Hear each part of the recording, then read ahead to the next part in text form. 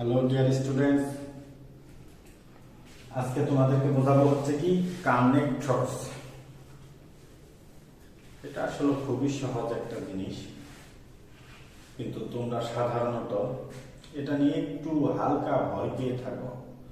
এত যে ভয় পাও, তারপরেও কিন্তু তোমাদের এখানে মোটামুটি 5টায় হয় বা 4টা হয়, ঠিক আছে? মানে 4 মার্কস বা 4.5 মার্কস এটা পেয়ে থাকো তোমরা। তো যে বিষয়টা হচ্ছে সেটা হচ্ছে কি তোমাদের এটা আত্মবিশ্বাসের অভাব। কিসের অভাব? আত্মবিশ্বাসের অভাব। মানে তোমাদের কনফিডেন্স নেই বলে এই অবস্থা। আর এখানে যে ওয়ার্ডগুলো দিচ্ছে, এই কানেক্টরসটা মূলত আমাদেরকে ব্যবহার করতে হয় হচ্ছে অতিরিক্ত ওয়ার্ড হিসেবে, আবার অনেক ক্ষেত্রে সংযোগ করার ক্ষেত্রেও ব্যবহার করতে হয়। তো এটা করতে গেলে আসলে কি কিছু ওয়ার্ড আছে, এই 30টা থেকে 35টা, এর বেশি না, বা 40-এর কাছাকাছি হতে পারে। এই বিষয়গুলা অনেকে ওয়ার্ড জানে না এবং কিভাবে ব্যবহার করতে হয় সেটা জানে না তোমরা। এই জন্য সাধারণত ভুল করে ফেলো। সেটা হচ্ছে কি, যেমন তুমি বললে সো, আমি বললাম দ্যাট ইজ ওয়াই। সো অর্থ কি? তাই। আমি বললাম that is why. That is why অর্থ কি? তাই। দুইটা একই, মানে দ্যাট ইজ ওয়াই লিখলেও কারেক্ট, সো লিখলেও কারেক্ট। জাস্ট ভুলটা হয় হচ্ছে কনফিডেন্সের অভাবে। এই জিনিসটা করতে গেলে এই ওয়ার্ড মিনিং গুলা জানা জরুরি। যদি আমি একটা একটা করে লিখতে যেতাম, তাহলে আমারই দেখা যাচ্ছে যে অনেকগুলা মনে থাকতো না বা মিস হয়ে যেত। এই জন্য আমি আগে লিখে দিছি যাতে তোমরা এই ওয়ার্ড মিনিং গুলা শিখতে পারো। আমি এটা আগে বলে দিব এক একটা, তারপরে হচ্ছে 2 মিনিট ভিডিও এটার উপর ফোকাস থাকবে যাতে তুমি এটা আয়ত্ত করতে পারো ওয়ার্ড মিনিং গুলা। কারণ এই ওয়ার্ড মিনিং গুলো মুখস্থ করা খুবই জরুরি। তারপরে সব ওয়ার্ডটা প্র্যাকটিস করিয়ে দেখানো সম্ভব না, তাতে ক্লাস বড় হয়ে যায়। কিছু কিছু ওয়ার্ড প্র্যাকটিস করে দেখিয়ে দিব যাতে তুমি মনে করো বুঝতে পারো যে আসলে কি, মানে ফোকাস ওয়ার্ড গুলা। যেমন অ্যাজ এ রেজাল্ট, ফলস্বরূপ। আবার আমি এটাই বলতে পারি কনসিকুয়েন্টলি, ফলস্বরূপ, ঠিক আছে? আবার মনে করো দিতে পারি হচ্ছে সো, মানে তাই, দেয়ারফর, তাই। অন দা কন্ট্রারি, অন্যদিকে। আবার এটাই ব্যবহার করতে পারি অন দা আদার হ্যান্ড, পক্ষান্তরে বা অন্যদিকে। তারপরে বাট মানে কিন্তু, এটা সবাই জানো। দ্যাট অর্থ যে, দেন মানে তারপর, ইনস্টিড মানে পরিবর্তে, অলদো বা দো মানে হচ্ছে কি যদিও। তারপরে হচ্ছে এট দ্য সেম টাইম, একই সময়ে। তারপরে হচ্ছে সিমিলারলি, অনুরূপ ভাবে বা একই ভাবে। তারপরে ফার্স্টলি, সেকেন্ডলি, যেটা হচ্ছে ঘটনার ক্রম অনুসারে। যেমন he is a good boy, মনে করো যে firstly he works hard, secondly he studies properly. আবার এইভাবে দেখতে পারি thirdly he listens to his teachers word. এইভাবে ঘটনার ক্রম মানে ধারাবাহিক এক দুই দুই গেলে সাধারণত এই ফার্স্টলি, সেকেন্ডলি, থার্ডলি। স্পেশালি, বিশেষভাবে আবার ওই কথার সাথে আমি বলে দিলাম specially he does his homework properly. তারপরে হাউএভার, যাই হোক। এটা অতিরিক্ত কথার ক্ষেত্রে অতিরিক্ত কথা আমরা এক ধরনের মনে করে বলি না, ওকে হাউএভার, যাই হোক, মানে তাছাড়া, দেয়ারফর টাইপের ওয়ার্ড এটা। বেসিকলি মানে মূলত, সিন্স আর অ্যাজ মানে যেহেতু, মানে এটা উদাহরণ আমি দেখাবো না, তো এই জন্য বলে দিতেছি। Since he is ill he came to the meeting, যেহেতু সে অসুস্থ ছিল সেহেতু সে মিটিং আসবে। এটা কি হয়? হয় না। এটা আবার সিন্স কেন বললাম আমি? SINCE একটা আছে না, এটা আবার কারণও বোঝায়। এই জন্য এটা আলোচনা করে দিলাম। এটা যদি মনে করো কারণ বোঝায় তখন আলাদা, আবার যেহেতু বোঝালে, যেমন since he is ill he couldn't come to the meeting. আবার as he was ill he couldn't come to the meeting। আবার সিন্স অর্থ যদিও বোঝায়, হ্যাঁ, এই জন্য এটা আলোচনা। তারপরে হেন্স মানে তারপর।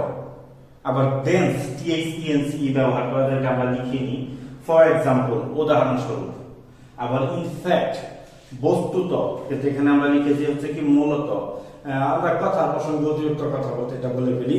ইনফ্যাক্ট হি পারফরমেন্স ভেরি ওয়েল, বা হিজ পারফরমেন্সেস ওয়াজ গুড, এভাবে। ফাইনালি, অবশেষে। এট দ্য এন্ড, পরিশেষে, দুটা সেম। ইন স্পাইট অফ বা ডেসপাইট মানে সত্ত্বেও। এটা উদাহরণ দেখাবো না, তো এই জন্য বলে দিই। In spite of his illness he works hard, সে অসুস্থ হওয়া সত্ত্বেও পরিশ্রম করলো। ডেসপাইট হি ওয়াজ ইল বা ডেসপাইট হিজ ইলনেস হি ওয়ার্কড হার্ড, এইভাবে বলতে পারি। ইভেন এমনকি আমরা বলি না যে তুমি তো আমার কথা শোনোইনি, even you didn't listen to my parents word, তুমি আমার পিতামাতার কথা শোনোনি। আবার বিসাইডস মানে হচ্ছে তাছাড়া, এই বিসাইডস এর সাথে আরেকটা অ্যাড করে দেওয়া যায়, সেটা হচ্ছে দেয়ারফর। আরো কিছু অ্যাড করা যায়, সেটা হচ্ছে কি মোরএভার, মানে অধিকন্তু। অধিকন্তু মানে কি, যেটা বলতেছি তার চেয়ে এক্সট্রা কিছু বা এইটা বাদেও। তারপরে অলসো মানে এবং, যেমন also he is a good boy, এভাবে আমরা বলতে পারি। তারপরে দাস মানে এই রূপে, ইন দিস ওয়ে একই জিনিস, ঠিক আছে। তারপরে বিকজ অফ কারণ জানো, কনসিকুয়েন্টলি একটু আগে আলোচনা করেছি। রেদার বরং, এটাও পারো। আইদার অর নাইদার নর, এটা উদাহরণ করবো, সাথে মনে রেখো দুইয়ের মধ্যে যে কেউ। তারপরে নাইদার নর বা নিদার নর, দুইয়ের মধ্যে কেউ না, এটা ব্যক্তিও হতে পারে বস্তু হতে পারে।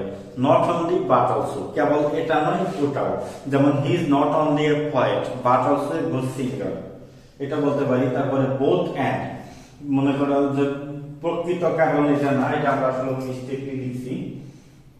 বোথ অ্যান্ড মানে হচ্ছে এইটা এবং এটা। Both Jamal and Kamal helped the people, মানে জামাল এবং কামাল একই সাথে, এই ধরনের ক্ষেত্রে বোথ অ্যান্ড। অ্যাকচুয়ালি মানে বস্তুত বা মনে করো প্রকৃত পক্ষে। তারপর সারপ্রাইজিংলি, মনে করো আশ্চর্য হয়ে আমরা কোনো কিছু বলি না, এই ধরনের ক্ষেত্রে সারপ্রাইজিংলি। তারপরে হচ্ছে on the other hand, on the other hand আর অন দা কন্ট্রারি টু, যেখানে ছিল একই জিনিস, মানে পক্ষান্তরে অন্য পক্ষে। আবার দেখো আনলেস অর্থ যদি না, আনটিল অর্থ যতক্ষণ না। তো আমরা 2 মিনিট এটার উপর ধরে রাখবো, যাতে ওয়ার্ডগুলো তোমরা লিখতে পারো। এটা আত্মস্থ করতেই হবে, এটা আয়ত্তে রাখতেই হবে, তা না হলে কানেক্টরস গুলো ভালো মতো বুঝবে না। কাজে 2 মিনিট দেখো।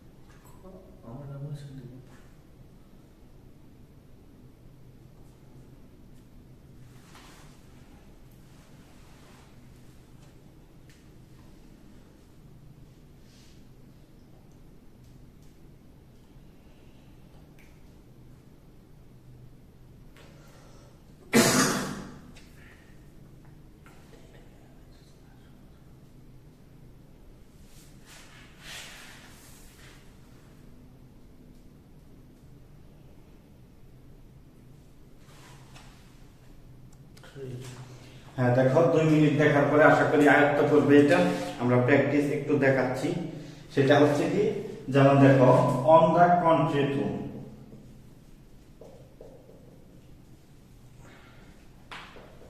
এটা হচ্ছে কি পক্ষান্তরে। পক্ষান্তরে মানে কি, বিপরীত কোনো কিছু যদি আলোচনা করি সেই ক্ষেত্রে এটা ব্যবহার করা হয়, ঠিক আছে। তারপরে মনে করো এটাই দিলাম, মনে করো যে example this, unless he worked hard he failed,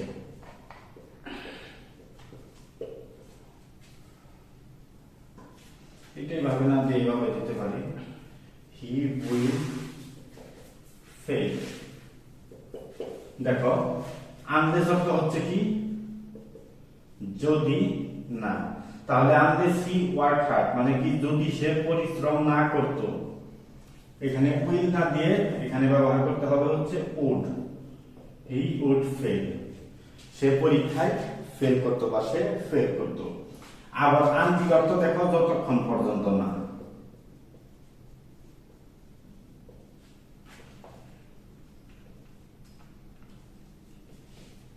আমি দিলাম যে wait here dash I come, মনে করে এখানে দিয়ে দিলাম until I come, wait here until I come, আমি যতক্ষণ পর্যন্ত না আসি ততক্ষণ পর্যন্ত এখানে অপেক্ষা করো। তাহলে এগুলো মনে করো যে ক্রম বা এটা জানতে পারলে, ওয়ার্ড মিনিংটা জানলে ব্যবহার করা সম্ভব। মনে করে এটা লিখলাম হি ব্রট a pen dash he brought a book also মনে করো বুক তাহলে কি সে একটা কলম আনলো তাছাড়া therefore মনে করো এই যে তাছাড়া আবার দেখো besides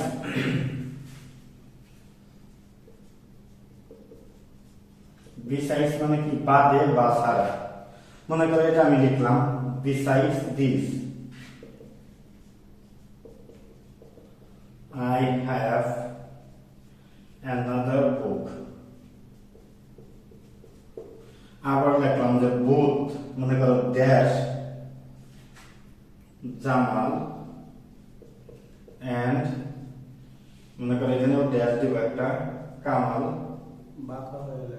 did it তাহলে দেখো যে এই ক্ষেত্রে বুঝতে হবে যে উভয়ে both আর and আবার দেখো এই both and না ব্যবহার করে এখানে কিন্তু আমরা ব্যবহার করতে পারি not only তারপরে হচ্ছে কি but also তাও কিন্তু হয় not only Jamal but also Kamal did it আমরা এটা ব্যবহার করতে পারি এইভাবে জিনিসটা মনে করো যে হতে হবে ঠিক আছে তারপরে মনে করো যে not only but also গেল তারপরে in spite of অথবা despite যেমন in spite of his illness he was happy সত্ত্বেও in spite of his poverty আমি লিখলাম in spite of his poverty he is honest এই যে মানে কি দরিদ্র হওয়া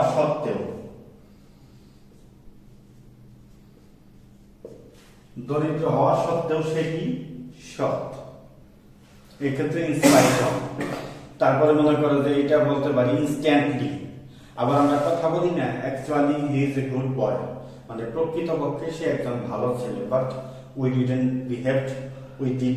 মিস উইথ হিম অথবা উই মিসবিহেভড উইথ হিম এইভাবে আমরা বিভিন্ন ধরনের এগুলা ব্যবহার করতে পারি তো এটা দেখাই দেওয়ার উদ্দেশ্য একটাই মনে করো যে এইভাবে দেখাইলে যে তুমি ভালো পারবে তা না এটা প্র্যাকটিস হচ্ছে মেন আর এটার আসল যে জিনিস সেটা কিন্তু তোমাদেরকে দিয়ে দিয়েছি সেটা হচ্ছে কি ওয়ার্ডগুলো এই ওয়ার্ডগুলোর ডিসকাশন আমি করে দিয়েছি তো এই ওয়ার্ডগুলো আলোচনা করে বা এই ওয়ার্ডগুলো আত্মস্থ করে এটা করা সম্ভব এটা অত কঠিনের কিছু না জাস্ট প্র্যাকটিস করলেই হয়ে যাবে ইনশাআল্লাহ ওকে ভালো থেকো